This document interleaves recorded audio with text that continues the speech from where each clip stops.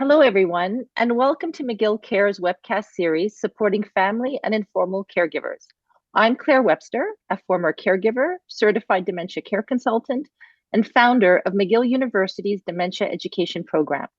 I work with a dynamic team of leading healthcare professionals to oversee the program, who include Dr. José Moret from the Division of Geriatric Medicine and Dr. Serge Gauthier, Professor Emeritus, formerly of the McGill University Research Center for Studies in Aging. McGill Cares is supported by the Amelia Saputo Community Outreach for Dementia Care. The McGill Dementia Education Program offers a comprehensive range of free resources to support and educate persons living with dementia, family and informal caregivers, healthcare professionals, medical students, and the public at large. One of our most important resources is the Dementia Companion Guide, which is available in 8 different languages, and it can be downloaded for free, or you can buy a copy on Amazon at a cost of $20, and all proceeds go to support our program. It's a very important resource, and I really encourage everyone to get a copy if possible. So many of us have been or are being touched by dementia. The biggest mission of our program is to educate and support people living with this disease and their care partners. This webcast is a very special edition of McGill Cares, where I have the privilege of interviewing a resilient woman, Marie Moliner, who is caring for her husband, Kevin, a former Superior Court judge and passionate artist who was diagnosed in 2014 with Parkinson's disease and a year later with Lewy body dementia. Together, they have faced the devastating disease head on and have shared in a documentary film, which will be airing in this webcast, called Still Headroom, Parkinson's and the Power of Care. This short 20-minute film by Gianna McCabe and Jordan McTavish demonstrates with painful honesty how Marie and Kevin are dealing with the debilitating impact of the neurodegenerative disease and what their life has become. As this film highlights in great detail the progression of Kevin's illness, I feel that it is necessary to let our viewers know that it may be difficult for some people to watch. After the film, Marie and I will talk about how she and Kevin continue to face the challenges and joy of his illness. Over the years, Marie and Kevin have been tremendous philanthropists and have raised $200,000 for Parkinson's and dementia research. They are now turning their efforts to raising funds for the McGill University Dementia Education Program, and so moved, for which we are extremely grateful. I'm so grateful.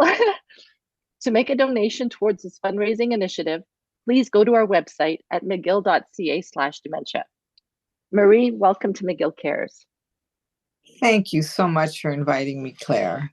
I wasn't expecting to get so emotional, but when you reached out to me, I was probably last year and shared your story, and I had the opportunity to visit with you in your home. It just amazes me so often when I meet resilient people like yourself. And it really is a privilege for me to interview you today and to share your story. Oh, I'm so excited to be here because I think part of our journey, yours as a caregiver and mine, is to share what we are living and what we know. So thank you for your work. So before we begin and before we share the film, maybe you can just talk to us a bit about your lives before Kevin's diagnosis, because I know that you were living in Ontario. Talk to me about your career and a bit about Kevin, and then what were the early signs and symptoms of the illness? Yeah, so we were living in Toronto near High Park in a lovely old house, and Kevin was a judge of the Superior Court. He'd been the chair of the Ontario Labour Relations Board and a really successful mediator and arbitrator. And I was a senior federal public servant, and we had this lovely life with our combined income of federal public servants. And then all of a sudden, things went a little off the rails. Right, I know now that it was before he became a judge, but right when he became a judge, I started to notice sleep habits that were different. His behavior was different, and I just chalked it up to stress. Big change in lifestyle becoming a judge. And how old was he when the symptoms began? When they began, he was probably early 50s. The diagnosis happened around 57 after doing the usual tour of every single type of physician you can imagine, until finally the neurologist took 30 seconds to have him walk down the hall, put his finger on his nose, fall back, and said, Parkinson's. And then a year later, I said, he's got this sleep disorder. He's doing things in his sleep that make me want to say, you're going to have to tell your colleagues on the court that you hit your wife when you're sleeping, because he would literally physically lash out. And he was a very quiet sleeper beforehand, and he's a very gentle man. So I didn't say that lightly. And the neurologist took a nanosecond. He says, oh, Lewy body dementia. I said, And it did live in the family. We had one person who had Lewy body dementia. His aunt, who died a few years earlier, it was not confirmed with an autopsy, which is the only way you can actually confirm the existence of Lewy bodies. So we had a sense that it might exist, and his grandfather had died at a relatively young age of what we would now describe as dementia-related causes. So as our viewers are about to see, this documentary is really an intimate look into your lives, and and as well as the progression of the illness. Why did you decide to make a documentary about your life?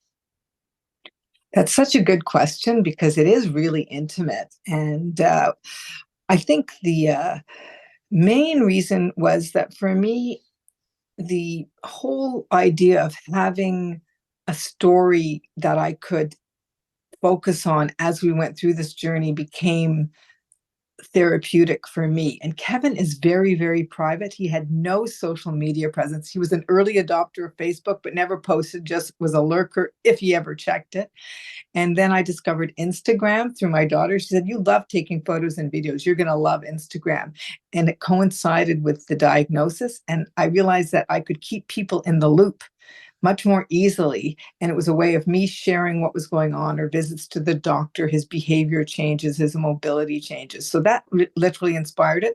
And when Kevin realized that this was giving me purpose and joy, and then he started to paint, and I was capturing those stories, and that became part of the movie that you're going to see, and the earlier movie, Chasing Monsters, Parkinson's and the Power of Art.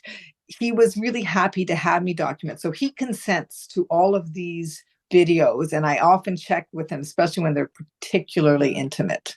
Mm-hmm.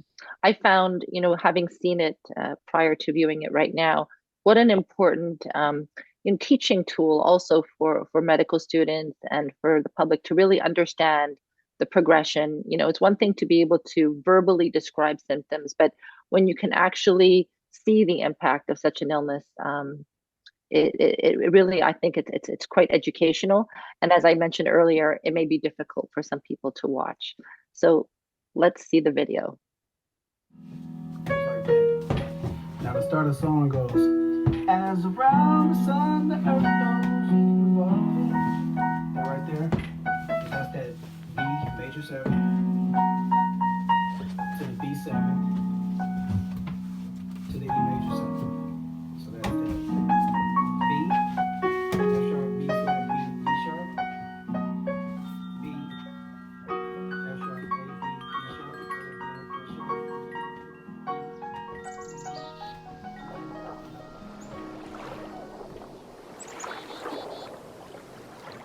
sharp. Sometimes there are things that happen that you really don't see coming. Like the day that Kevin decided that he could go for a swim when I went up to get his medicine. And by the time I got back to the lake, he was in the water and he was face down, and I thought, are you looking at fish or drowning? I said, oh my gosh, you're drowning. And all of a sudden I didn't know what was going on. I felt disoriented. And it's because you fainted. Well, that's right after, it was the diagnosis after it all happened. But basically I panicked and ended up gulping water into my lungs. I sort of dropped to the bottom of the water, to the bottom of the lake, and was lying on my back looking up at the sky. I started yelling and kicking my legs, but I couldn't get myself up out of the water. Because every time I tried to breathe, I bring some more water into my lungs. That's because I saved you. I was very distressed, very distressed. This is the story of an accidental caregiver. When Kevin, the love of her life, was diagnosed with Parkinson's and Lewy body dementia at age 56, Marie tackled life full on, seeking ways to bring meaning and purpose to both of their lives. Realizing that his passion to paint drove his daily living, she became his agent and identified a goal of fundraising for research into a disease which kills most within 8 years of diagnosis. Kevin is at year 8. He is very much alive. This film is a testament to Marie's relentless documentation of their intense and often joyful journey together. Yeah, that's great. This is a guy who's full of life. Can't wait to get out and get up and do things because he only has a certain amount of time left on the planet. So he knows that he's got a finite end to his life, and if he wants to leave anything so people will know what he was and who he was, now is the time to do it. And you can see he's got braces on his ankles, his knees bent, so he's having difficulty with his gait pattern. But he's got a little sly smile on his face. He's looking at himself and going, that's great, I'll have the last laugh. Since his diagnosis, and with Marie's direction, Kevin has developed the tools to suggest what's going on in his head and to raise over $200,000 for research. Being a painter is a new job Kevin never would have imagined before his diagnosis. Being a caregiver, Marie says, is the one job Kevin did not encourage her to apply for. What can I do to help? There's a sweater on me. Put your sweater on. 2015 was the diagnosis. I figured we had 2 to 5 years. I didn't think they were going to be great years, and I thought they were going to start good and go down. They started messy. There was depression. There was huge anxiety. Our children had to cope.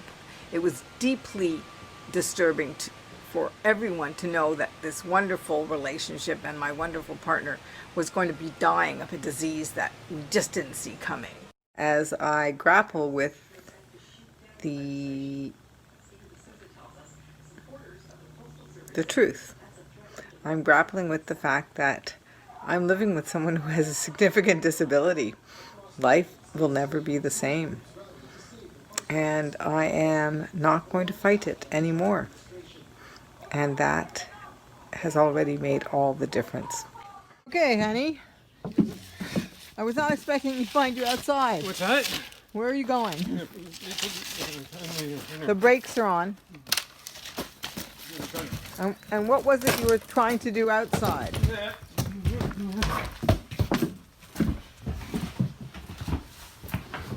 Okay, did you want to paint?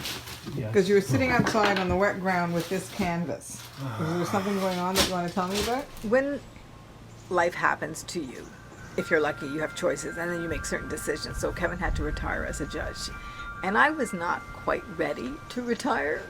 It was not obvious to me that this was going to transpire as quickly as it did. And then we got the Lewy body dementia disease. And I went, oh my gosh, okay, we've got to take this full on.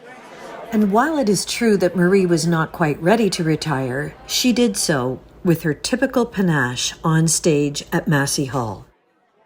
A believer in the mantra, it's fun to have fun, but you have to know how, she led a sing-along, danced with Kevin, and basked in tributes from family, friends, and colleagues. They praised her career as an undercover public servant and her considerable contributions to civic life in Toronto. Good morning. It is Friday, November 29th, and here we have Kevin on the floor. What's going on today, Kev? I'm just having a bit of a freeze. A bit of a freeze? This doesn't look like a freeze to me. Looks like a, well, I saw the execution of the fall. It was kind of dramatically, it was dramatized. What's going on here?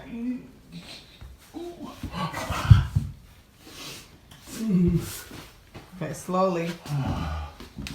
Do you want to turn around and say hello to the people? Hello, people. Hey. And I've gotten remarkably good at just watching him fall because he's a bit of a rubber band. So except for the time that he actually rolled down the stairs and hit his knee and cracked the drywall wide open, then bounced back up after he fainted, and then off we went on a little day trip. Except for that time, he's never looked like he was going to hurt himself significantly. So he bounces back. So I've learned to just to say, okay, we're going to film this because, you know what, it might be useful for the neurologist to see his mobility, to see how he's fainting. And most people don't get to see that side of the disease. It's Parkinson's related, it's medication related, and luckily my filming has not resulted in any aggravation of his fall. So here you have the poster boy of the wheelchair slide. Well, I have to say, you certainly know how to make the best of what can only be described as a bit of a messy situation. Would you like to go down to the cottage now, dear? Yes. Okay. Let's go. This is the part that nobody sees. And we actually don't spend a lot of time dwelling on it because life's too short. There's long nights. And they can be messy nights. And the days are completely unpredictable. So what I may tell a story about might capture some of that unpredictability. And what I am feeling is rarely shared with anyone because A, there's no one around, and B, you know, it's really important that Kevin feel that everything is under control. So I've had to learn how to really control my own range of emotions because I can be quite emotional. So I really learned to stay calm and to just really focus on what makes us stronger together. Okay. You can put the brakes on, and then you can let the brakes off. You sure you're up for this? Yeah. Okay, let's try it again. You want me to climb up? Yeah, so let's see how, if you were seated in a chair in the bathtub, how you would get out of that. So just looking at what makes sense to you. Use the grab bars if you can see them. So one of the things with a neurological disease is that you think about it as just being inside the brain, but it's like any disease. It involves your whole body, especially when it's a brain disease. So what we realized early on was that exercise, and Kevin has always known this, he's always been very active, he has a phys ed degree, he would go to the Y, he would put a shame to most people on the whatever machine he was using. We realized that exercise had to be part of his routine even as his limbs started to fail him. And so he still uses now a recumbent bicycle. It's an old school one, but he's on it often 20 minutes to 30 minutes a day. He does exercise every morning. We went to see a physiotherapist and she realized that especially during the pandemic he wasn't getting enough thigh exercise, so those were starting to atrophy. So he does with me, I do my Tai Chi while he's doing his thigh strengthening exercises. And then there's some very basic stuff. That's stuff that all our family doctors have been telling us for years. Food, exercise, sleep, family, friends. And if you can get the right balance of all of that, then life's going to be good no matter what you're going through. And so we have learned both before the disease and after to live well. So while Marie's law career and extensive volunteer work came to an early halt, her abundant creative energy has been redirected professionally as a fundraiser and personally as a dynamic caregiver. The reason that we're going to stay living here in the Eastern Townships is because it's calm, there's very few distractions, and the quality of life, just the forest bathing. I mean, you look around where we are here, it's just spectacularly beautiful and quiet. We're in an old growth hemlock forest, and it brings just such a natural sanity. And Kevin is just so happy. No changes at all to anything. I mean, there are definitely moments when I think, oh my gosh, what's gonna happen next? Can I actually manage this in the short term? Like the medium and the long term, I don't have time to think about. And everybody has different coping mechanisms, and someone once said that I'm really good at bringing order to chaos, but I'm really good at putting chaos when there's order. So I don't really spend a lot of time thinking about it. I don't have that kind of time. My coping mechanisms have evolved. I did take up meditation, And I did several 120-day 10-minute meditations during the pandemic, and it really does make a difference because it's about training your brain to calm down. And I do Tai Chi, which I've been doing for a long time, and I don't do it as regularly and for as long as I want, but sometimes you just need 2 or 3 minutes. It's like breathing. So if I can actually learn to pause in the moment, that's been my most significant accomplishment. Just learning to breathe out, stop and pause before I move into the next crisis management mode or grumpy Marie Jewelbox bunny face. It's a very sort of aggressive bunny. You see what the cut of the jaw and the face and the face out. And the heat's put on it, so it's turning up the heat, which means you're going to be tested. And how do you feel when I bark at you? Oh, I love it.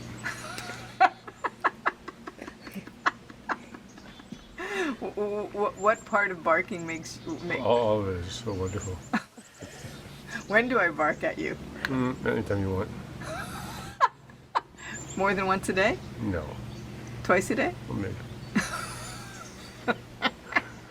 This is the tricky part here, Kevin. I know it's tricky. Okay, so maybe put the brakes on the walker. You know how you pull down the little bars? No, they're off now. Squeeze them. When you squeeze them, they slow down. That's good. Squeeze. That's great. That's great. Okay. Woo!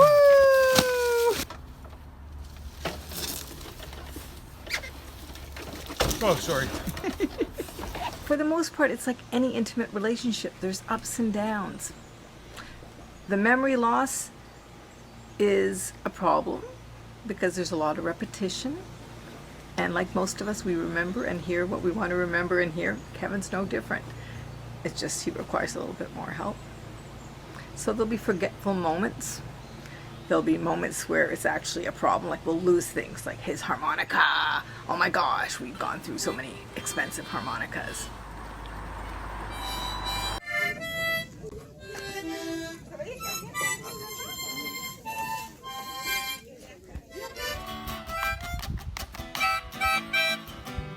Good lap drum. One would never figure that I have a terminal illness. Life has gotten better since the disease, both because we've adjusted and he has almost, he would say he's in remission, which is great. And when you see him and have conversations with him now compared to 5 years ago, he's much more animated and is able to draw on all of the huge database that is his brilliant brain. Like he just taps into information and connects dots and tells stories, and it's really quite remarkable. My job as an artist or painter is to assemble information from what I experience and serve that up to you on a plate so you can draw your own conclusions about what this means or doesn't mean, or that I'm just full of shit.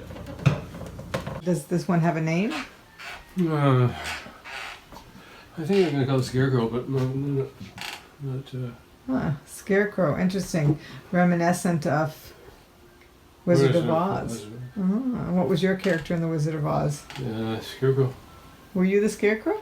I thought you were the Tin Man. It was cast as the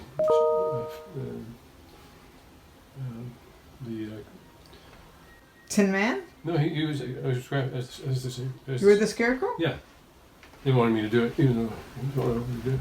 What did you want to do? I wanted to Be the wizard? I wanted to be Dorothy. Dorothy! Total control. You need get your dog so you can sick him if they get in trouble. That's great. You know, for the most part, I don't think anyone who has lived with someone with dementia or a disease would think there's much different about our life. But most people don't live with dementia or a neurological disease. So you just get on with it. And I'm so grateful that he has the kind of, his personality by default is loving and generous and kind and patient. I have some of those, definitely not the patience. And he is just, he makes it easy. Sure, I'm at his beck and call, and people say, oh, he's got you wrapped around his finger. That's fine. At least he's telling me what he needs, which for most of our relationship, he was zero maintenance. I was the high maintenance partner. People would say you still are, but he was zero maintenance. He would do what he needed to do, never got in the way, never asked for help. And that's all changed. And he's now learned, okay, maybe sometimes I should ask for help before I fall down the stairs. It's a little after 9 a.m. and you are doing it your way, which includes coming down the stairs. Would you like to sing it? Absolutely. All right, here it goes. Da da da da da da. And now we face the final curtain. Mm-hmm. Mm-hmm. Mm-hmm. Of this I'm certain. What's that? Just out for a rip? Just a rip. Nice evening. TV. With my girl. My stallion. I never thought that the disease would play itself out in this way, that's for sure. I certainly appreciate all the sort of convergence of different things in my life that provide this opportunity. How are you feeling now about your life? I'm feeling great about my life. I'm feeling like I've been able to do so many of the things that I wanted to do. And that there's still room to, there's still headroom. And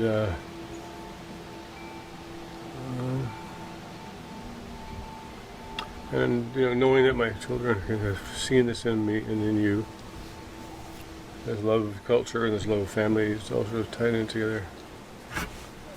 And like I said, I feel very fortunate to have been able to take advantage of the opportunities that have come my way. This part over here, While Kevin's paintings capture the tension of how both his brain and body work together and against each other, Marie's documentation of daily living with dementia celebrates Kevin's creative genius. Focusing now on their 9th fundraising exhibit, Kevin and Marie are truly stronger together and a testament to the human spirit. So, sure, I didn't expect to be doing this, and I knew you didn't expect to be doing this, but it's just a question of living the best life. Yeah, I think that's right. And sometimes I think, what would happen if this Parkinson stuff never occurred, and my life trajectory was going to say? I don't think I'd be very happy with that. Maybe the alternative being a very formal lifestyle to a judge. So it's almost as if I'm saying to myself, boy, I bet you if you could go back and not have Parkinson's, I don't know if I'd like that. Because what it's giving me is, I've sort of been put on notice as a human being that here's a gift of 5 years or 10 years and do something with it. Would you like to sit up until I lose you? Because that was pretty powerful. There we go.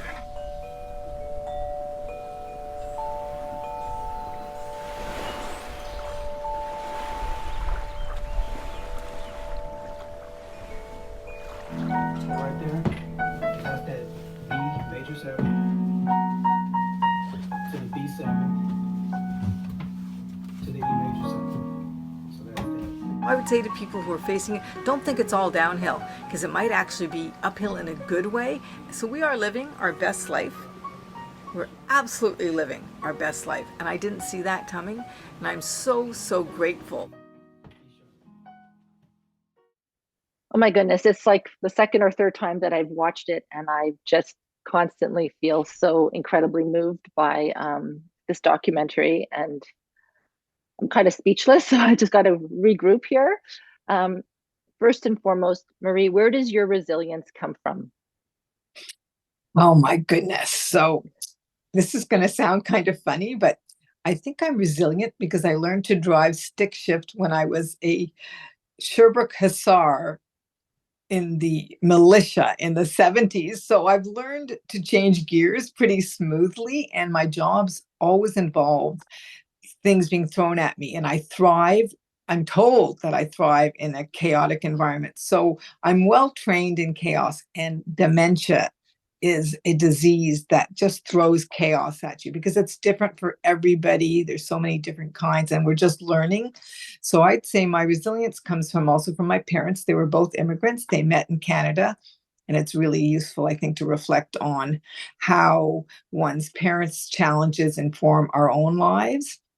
And also, Kevin gives me so much love and respect so that even on the worst day, which is usually a messy day where I'm less patient and probably exhausted, he is always respectful and always loving. And that is such a gift. It's always been a gift in our relationship, but he is creating a healthy environment for us both to thrive in. And I think the last thing, and this is not to be underestimated, we are both the beneficiaries of good pensions. And that income security means that we don't have to worry about money. And that is really, really huge because for so many people, especially when you get older, but we were in our 50s and 60s when we took early retirement, that has given us a gift. We've been able to travel. And that's very much what has informed my own resilience. Yes. No, I was going to just add to that. When I work with family members, I mean, unfortunately, dementia is probably the one of the most expensive diseases to manage when it comes to finances. And when you ask many families, what is your stress? The number, in addition to the disease progressing, it always comes down to finances, right? Because you need to supplement whatever care you may or may not be receiving from the government with private care, and it does put a lot of stress on families. Yes, for sure. So, for example, our benefits, because we both have the same private insurer, all his medication is 100% covered. That's like $12,000 a year. And then all the other things that we submit for our taxes are expenses that for people who don't have pensions. I did my taxes yesterday. It was almost $1,500 in diapers. Mm-hmm. And this is the beginning stages of us using diapers. And Kevin's very candid about all of this. He likes to show off his gray briefs versus his white briefs. So it's great fun. So I think one of the questions, though, that I had when I was watching the documentary, and I'm sure many care partners have, is what do your low moments look like?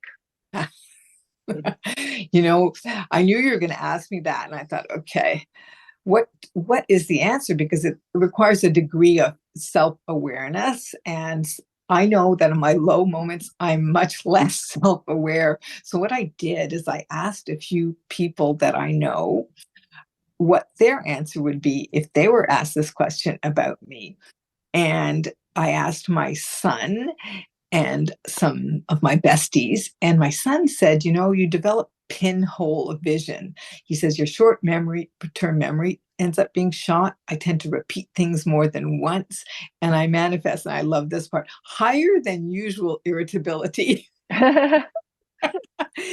And so I said, okay, well, and he doesn't live with us, but he would have seen over the years, he would have seen me go from having more energy to less energy and being less patient. And patience, as you know from the film, is not my forte. Another best friend who's known me since she was 10, she said, basically, you have less tolerance for the foibles of others, and that I get frustrated when I'm not able to be as patient with Kevin as I want to be. And the other thing she said is that my default setting is to gravitate to be at the heart of the excitement and the crowd. I live off that energy. She says, but now you crave quiet time and time to just be by yourself, which is true. Most of my life, I've never wanted to be by myself. I'm always looking for excitement. So I think, essentially that's what it looks like for an outsider. But I asked my newest BFF this morning, and this is a story that I think she illustrated beautifully by describing me in a comic strip. She said, I see you walking down the road, call a country road. And as the burdens start to pile on your shoulders, whether it's the stresses of your children or the pets requiring care or the kitchen renovation, the luxury of first world problems, the kitchen renovation not being completed, she said that my body, my figure on the road starts to curl in onto itself until it finally hits the dirt road as a splat. And she says, when it hits the road as the splat, she says, all of the people that surround you cannot pull you up. They're encircling you with love, and they tried to pull you up, but it hurts you too much. And she says, and that tends to happen when you see Kevin's illness visibly progressing. So that's kind of the breaking point in my low moment. And we just moved from the first floor of our home from the second floor of our home, where Kevin climbed upstairs every day, to the first floor. Huge rite of passage. And we both know it signals the next stage of the disease. And I was at a very low moment. So I know exactly what she means. And she says, that's when I tend to bark at people. And that's what I call it, barking. I rarely bite, but I tend to bark at people. So there you go. So when I came to meet you for the first time in person, and I came to your home where you and Kevin live, and which is shown in the documentary, and it's not a huge space. I remember one of the first questions I asked you was, what type of support structure do you have in place for yourself? Do you remember that question? Oh, yes. And it is the caregiver question of the decade, right? Because none of us as caregivers can ever say, oh, it's easy, I have everything in place, it's a piece of cake. So for me, my support structures have improved significantly just in the past few months, because I've been able to tap into the service à domicile with the Quebec government program. So in particular, the MAGOG CLSC now sends me regular support workers that are paid for through the Quebec program, which is called Chèque Emploi Service Employment Paycheck. And I now know, and I share this for everyone's benefit, when you have a disease as complicated as dementia, with the kind of demands it places on you, the social worker told me I'm entitled to the maximum number of hours of help per week, which, if I can find people, is 35 hours a week of help of people I can choose. So that's just coming into place now. And those people can do anything that I identify as a need to help keep me as a healthy caregiver and keep Kevin healthy. So that's huge. So at the end of the documentary, you both proclaim that life has gotten better after the disease. That's an outstanding statement. Can you elaborate a bit more? So when the disease was first diagnosed, I was just finishing about, I'm going to say, year 10 of psychotherapy with this wonderful doctor. And I had been seeing her so I could become a better person, a better partner, a better parent. And I said to her, you know how I was saying, once we're finished with the kids, we're going to start talking about my relationship with Kevin? She said, yeah. I said, well, I said that to you because things have been changing and I couldn't quite figure it out. But now I know we have this diagnosis. And she said to me, well, you now have a crystal ball. Make good use of it. And it was such a significant insight, because I tend to be optimistic. I tend not to be sad very often. It's not my default. And so I realized that was essentially a call to make the most out of our life together. And when Kevin started to actively paint, and we brought back these huge canvases from California because we began to travel once the diagnosis was made, I thought, okay, my best friend said, maybe you should have a show. So I threw myself into that. And that helped both of us give us a real sense of purpose. He painted for his shows. He's had 9 shows. I became his impresario, and we fundraised. So we had all of these activities that are so important if you can create them in your life to give you a sense of meaningful purpose, because you can keep busy. Anyone can keep busy. You can clean bathrooms and scrub floors and do laundry and count pills and but for me, it was really having a bigger purpose for both of us, giving meaning to both of our lives. So that essentially is really made a difference to both of us. And Kevin talks about it at the end of the film, our children, like, this is a really horrible diagnosis. And when you already know that the grandparents or the aunt had something similar. As a child, you kind of see your whole life ending. It becomes about you. So having them see that we can laugh through this, that we can live through the ups and downs, the slides up and down the stairs, the messiness, that's been really important for both of us, because life does not end. And if you're lucky enough to be able to see the silver linings. So if the cat wakes me up in the middle of the night and I have to let him out, I look up and maybe I'll see the moon. It's a full moon tonight, actually. So the pink moon, I'm told.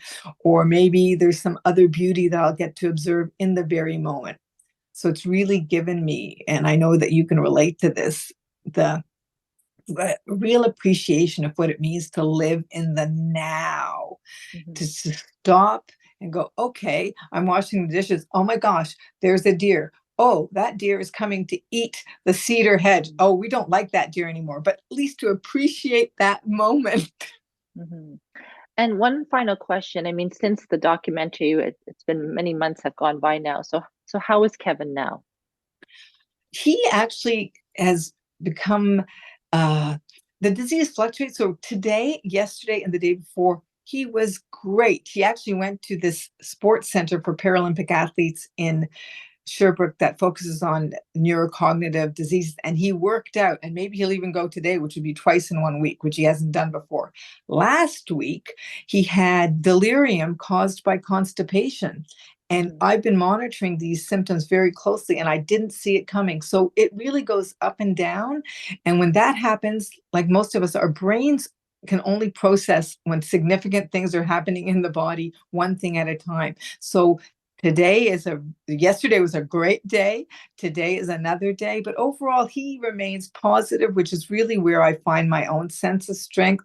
And he is so generous about how he views my role. So while he doesn't understand it necessarily, and he will forget that I'm doing all of these things and want to do things that he can't do, those are literally just things on little edges of irritations that hardly matter at all. You and Kevin are truly a symbol of resilience and hope, which everyone needs, and I'm so grateful again to have had you on our webcast and to have this opportunity to air and show the world this incredible documentary that you have done. Thank you. Thank you so much. And there's one thing I want to mention that I didn't refer to, which might be of interest. Part of the role that you play and that I play is we meet people, and one person came into my life just last week through a caregiving workshop, and she sent me a clip of this film. It's a film of a couple in France, and the woman's name is Colette, and she was looking after her husband Jean. And in the film, she talks about the importance of paying attention to she didn't call it tone of voice, but she described this story, and she says, I gave him a set of pruning shears, and I showed him in the garden the bush I wanted him to prune. And he ended up pruning that bush, and he pruned the rose bush beside it, which didn't have any roses. So for him, they were the same thing. And I yelled at him. And then the next morning, I had kind of forgotten that, says Colette. And he looked at me and he said, I'm sorry, I don't remember your name. And she said, oh my goodness, that rupture in our trust in our relationship when I yelled at him created enough of an imbalance that it may very well have triggered that memory loss. So it was a hugely, hugely both insightful and shocking reminder to me that our tone of voice and the way we express ourselves is actually the most honor and love we can give is through our voice to our loved one, because hearing is the last thing to go. So it was a real reminder to me to really focus on behaving myself. Yeah, such important advice. Thank you so much for being with us today. Thank you, Claire. So this webcast is an initiative of the McGill University Dementia Education Program, which is funded by private donations. If you would like to make a contribution towards Marie and Kevin's fundraising initiative for us, please visit us at mcgill.ca/dementia. There will be a link to the fundraising initiative. If you would like to join our mailing list to be notified about upcoming episodes of McGill Cares, as well as other important programs and resources from us, Please email us at dementia@mcgill.ca or sign up on our website. Thank you for watching.